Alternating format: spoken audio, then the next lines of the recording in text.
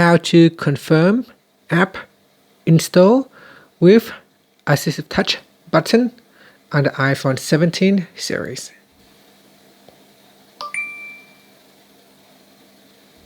Okay, on the home screen, you want to tap on Settings.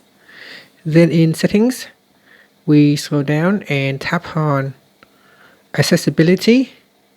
Next, scroll down and tap on Touch. Then tap on AssistiveTouch. Make sure you turn on AssistiveTouch.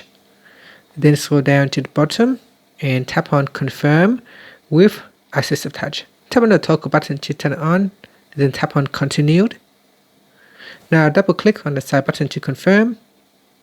Enter in your passcode. Then double click again to confirm.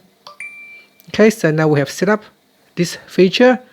You can now head to the App Store, and if you try to install an app, so this one here.